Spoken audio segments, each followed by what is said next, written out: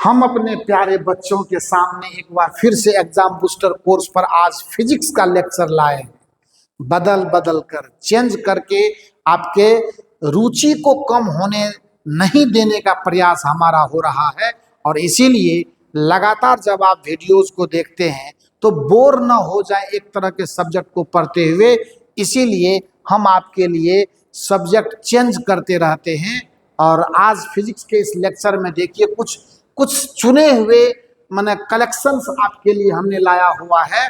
और जब आप इस कलेक्शंस को विधिवत देखेंगे, समझेंगे, जानेंगे और जब इसकी चर्चा हम करेंगे, आपको बहुत मजा आने वाला है आज के इस लेक्चर में, है ना। तो आइए देखते हैं सबसे पहले क्वेश्चन को कि स्वच्छ ऊर्जा का स्रोत किसको माना जाता है।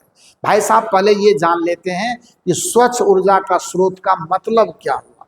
इसका सीधा मतलब है जिस ऊर्जा को हम लोग अपने दैनिक जीवन में उपयोग में लाते हैं, उसके बाद जो अपशिष्ट निकलता है, जो चीजें बेकार निकलती हैं, वो हमारे वायुमंडल को प्रदूषित कर रहा है या नहीं, ये सबसे बड़ी बात है। तो इसीलिए आप देखिए कि इसके 4 ऑप्शन में कोयला, लकड़ी, प्राकृतिक गैस और सभी में प्राकृतिक गैस को चुना गया है।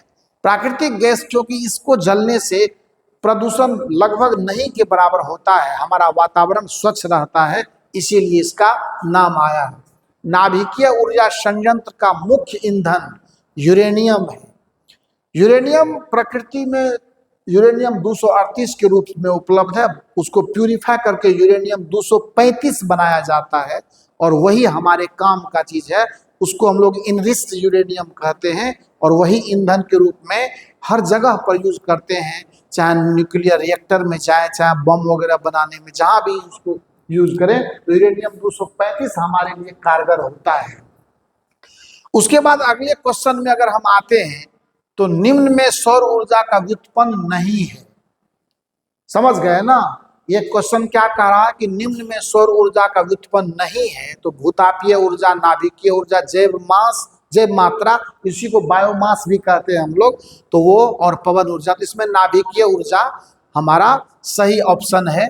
पवन विद्युत जनित्र के लिए पवन का न्यूनतम वेग कितना होना चाहिए, ये भी बहुत इंपॉर्टेंट, क्योंकि जब कभी भी कोई न्यूमेरिकल वैल्यू से क्वेश्चन पूछा जाता है तो वो चीजें आपको याद रहनी चाहिए। वो विंड मिल जो चलता है ना, उसमें हवा का वेग कम से कम 15 किलोमीटर प्रति घंटा रहने पर ही वो सही तरीके से ऑपरेट होगा। इसीलिए 15 किलोमीटर प्रति घंटा मिनिमम वेग होना चाहिए। परंपरागत ऊर्जा स्रोत है, इसमें देखिए नाभिकीय ऊर्जा, बायोमास, इसी को हम लोग जैव मात्रा भी कहते हैं, भूतापीय ऊर्जा और कोई नहीं। तो बायोमास जो है वो एक परंपरागत ऊर्जा स्रोत है हमारा। जल विद्युत संयंत्र स्थितिज ऊर्जा को विद्युत ऊर्जा में बदलती है। जहां पर भी हाइड्रो इलेक्ट्रिक पावर स्टेशन है हमारा, जिसे जल विद्युत संयंत्र उसी को बोला जाता है, वो हमेशा, ऐसे तो यांत्रिक ऊर्जा को वो विद्युत ऊर्जा में बदलता है, लेकिन वो यांत्रिक ऊर्जा स्थितिज ऊर्जा के रूप में होती है, क्योंकि वाटर का स्टोरेज किया जाता है और उसी स्थितिज ऊर्जा को जब हम लोग खर्च करते हैं तो टरबाइन घूमता है और उससे बिजली उत्पन्न होती है। सो स्थितिज ऊर्जा को विद्युत ऊर्जा में बदलता है, ये याद रखना है, क्योंकि ऑप्शन के हिसाब से आपको क्वेश्चन का आंसर करना है। विशेष जानकारी के लिए तो हम लोग long type answer, short answer या बुक्स पर पढ़े ही हैं, उसमें जो भी बात है। पेट्रोलियम और कोयला जीवाश्म ईंधन के स्रोत है। ये नोट करने वाली बात है, ध्यान में रखने वाली बात है कि पेट्रोलियम और कोयला जीवाश्म ईंधन के स्रोत है। क्या है बेटा? पेट्रोलियम और कोयला जीवाश्म ईंधन के स्रोत है, ये ध्यान रखना है। पेट्रोलियम और कोयला ऊर्जा का अनवीकरणीय स्रोत है। एक बार खत्म हो गया तो फिर से आप उसको तैयार नहीं कर सकते। अनवीकरणीय ऊर्जा का वही मतलब होता है ऊर्जा का वो भंडार या ऊर्जा का वह स्रोत जो एक बार अगर खर्च हो गया तो वापस उसको हम फिर से बना नहीं सकते, इसीलिए उसको अनवीकरणीय कहा जाता है। नवीकरणीय ऊर्जा सौर ऊर्जा है हमारा, नवीकरणीय ऊर्जा हमारा पवन ऊर्जा है, नवीकरणीय ऊर्जा हमारा महासागरीय जल तरंग है। अगर उससे यूज लेना है तो आप लीजिए, वो फिर से हो सकता है। इसलिए ध्यान देना है नवीकरणीय और अनवीकरणीय की परिभाषा और उसकी समझ हमारे अंदर बिल्कुल अच्छे तरीके से होनी चाहिए। दो चीजें याद रखिएगा, परंपरागत गैर परंपरागत और नवीकरणीय और नवीकरणीय, सब ध्यान रखने वाला चीज है, अक्सर कंफ्यूजन में डालता है। ये हो गया, ये हो गया। सौर सेल, सौर ऊर्जा को सीधे विद्युत ऊर्जा में आपको पूछा जाएगा कि ऐसा कोई युक्ति बताइए जो सोलर एनर्जी को डायरेक्ट इलेक्ट्रिकल एनर्जी में कन्वर्ट कर दे, तो वो कौन है? सोलर सेल है। सोलर सेल ही यह काम करके हमको देता है। इस बात का हमेशा हमें ख्याल होना चाहिए, और अगर ये ख्याल नहीं होगा तो हम नुकसान में पड़ जाएंगे। एक क्वेश्चन गलत होगा और 299 और 300 के बीच एक मार्क के अंतर को मैंने आपको अच्छी तरह से समझाया हुआ है। सो आगे देखते हैं। सौर कुकर में अवतल दर्पण का उपयोग होता है। अवतल दर्पण मतलब कन्वर्जिंग मिरर, लाइट को कलेक्ट करता है एक जगह पर, तो सोलर कुकर में अवतल दर्पण का उपयोग होता है। सोलर सेल बनाने में सिलिकॉन है ना, ये धातु नहीं है, ये उपधातु है, सिलिकॉन का उपयोग किया जाता है, ये ध्यान रहे। खिलौनों के निर्माण में ड्राई सेल यानी शुष्क सेल का उपयोग हम लोग करते हैं। कितना बढ़िया बढ़िया कलेक्शन है, कितना बढ़िया बढ़िया क्वेश्चन है। अगर आप इसको गौर से देखेंगे, गौर से समझेंगे, तो आपको एक अच्छी हवा, अच्छा एहसास दिखेगा। पूरे हम मस्त एकदम फ्री स्टाइल में आपका लेक्चर बना रहे हैं। आपको लगता हो कि सर कभी स्क्रीन पर रहते हैं नहीं रहते हैं, मैं इधर उधर घूमता हूँ, मस्ती कर रहा हूँ आपके साथ, है ना। आइए देखते हैं कि खिलौनों के निर्माण में शुष्क सेल का उपयोग होता है। ये शुष्क सेल का उपयोग होता है। प्रकृति में पृथ्वी पर ऊर्जा का मुख्य स्रोत सूर्य है। बेटा कभी नहीं भूलना इस बात को, ये हमारा नेचर, माने सबसे बेहतरीन तरीके से जो ऊर्जा का जो लास्ट सोर्स मतलब अंतरिम सोर्स, ये कौन है? हमारा सूर्य देवता है। ये कभी नहीं भूलने वाली बात है। खाना बनाने में नहीं उपयोग होता। क्या सीएनजी से खाना बनाइएगा आप? जी नहीं, खाना बनाने के लिए बहुत उपाय है हमारे पास, लकड़ी है, कोयला है ना, और भी सारे चीज है, एलपीजी है। लेकिन सीएनजी से गाड़ियां चलती है, कंप्रेस्ड नेचुरल गैस उसका फुल फॉर्म होता है, उसकी चर्चा पहले किए हुए आपको। तो खाना बनाने में उपयोग होता है, नहीं होता कौन? सीएनजी। उपयोग होता कौन है? तो बायोगैस, एलपीजी, कोयला, ये सब तो आपको बता ही है। घरेलू गैस का मुख्य अवयव कौन है? ब्यूटेन। एलपीजी आपको बहुतों बार केमिस्ट्री के वीडियो में आप जाकर के लेक्चर में देख लेना, इस पर भारी चर्चा की हुई है हमने, पूरी तरह से हमने बताया हुआ है आपको कि नॉर्मल ब्यूटेन और आइसोब्यूटेन का ये मिक्सचर होता है। और आपको ये भी हमने बताया था कि इथाइल मरकप्टेन मिलाते हैं उसमें गंध के लिए। चलिए आगे बढ़ते हैं। नवीकरणीय ऊर्जा के उदाहरण देखिए कितना मतलब पॉपुलर है, और आपको मैं बाद में बताऊंगा कि ये सारे क्वेश्चन कितने इंपॉर्टेंट हैं, कितनी बार बोर्ड में पूछे गए हैं, कितनी बार रिपीट हुए हैं, मैं नहीं कह सकता, क्योंकि मेरा कलेक्शन यूनिवर्सल रहता है, मेरा कलेक्शन एक अलग तरह से रहता है। लेकिन जब मैं बाद में देखता हूँ तो मुझे पता पड़ता है कि अपन ने जो काम किया वो काम इतना बेहतरीन है, क्योंकि आपके सपोर्ट ने हमें इतना मतलब बलवान बना दिया है, इतना ऊर्जावान बना दिया है कि मैं क्या कहूँ।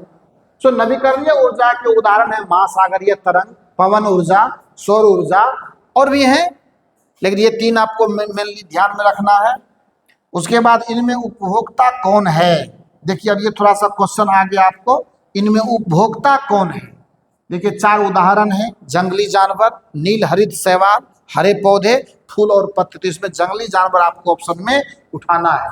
ये बोर्ड में पूछा हुआ क्वेश्चन है, हो सकता है रिपीट हो, तो अलर्ट मोड में रहना है आपको।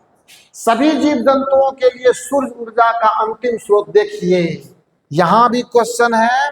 और ये देखिए पृथ्वी पर सौर ऊर्जा का मुख्य स्रोत सूर्य है, और ये अंतिम स्रोत मतलब ये लास्ट स्रोत है आपका, यानी अंत में सब बात यहीं से जुड़ती है। ओजोन परत स्ट्रेटोस्फीयर में पाया जाता है।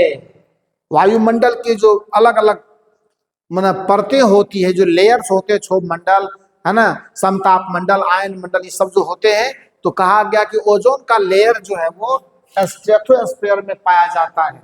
पारिस्थितिकी तंत्र में सर्वाधिक संख्या उत्पादक का है ना, जो एनर्जी सोर्स जनरेट करता है उसकी संख्या सबसे ज्यादा है। पारिस्थितिकी तंत्र में सर्वाधिक संख्या किसका है? उत्पादक का है। पारिस्थितिकी तंत्र में ऊर्जा का प्रवाह एक दैसिक है, एक यूनिडायरेक्शनल, इससे ये उससे वो रिटर्न नहीं लेता है, इसीलिए एक दैसिक है या एक दिशीय भी कह सकते हैं, या उसको अंग्रेजी में यूनिडायरेक्शनल कह सकते हैं, है ना। सिंगल डायरेक्शन में एक दैसिक है। बाघ को तृतीय स्तर का उपभोक्ता माना गया है। उपभोक्ता के स्तर होते हैं प्राथमिक, द्वितीय, तृतीय, चतुर्थ, है ना। तो इसको प्राथमिक नहीं बल्कि तृतीय स्तर का उपभोक्ता माना गया है। निम्न में अपघटक हैं कवक, गाय, बाघ और घास। इसमें कवक को अपघटक माना जाता है क्योंकि यही कन्वर्जन करता है। एक वन पारिस्थितिकी तंत्र में 4 पोषीय स्तर होते हैं। अभी चर्चा किया था ना मैंने, ये 4 पोषीय स्तर होते हैं, जिनमें एक माने तीसरे नंबर पर किसका नाम आता है? बाघ का नाम आता है। अजैव निम्नीकरण कचरा है टिश्यू पेपर, केला का छिलका, थर्मोकोल, सभी।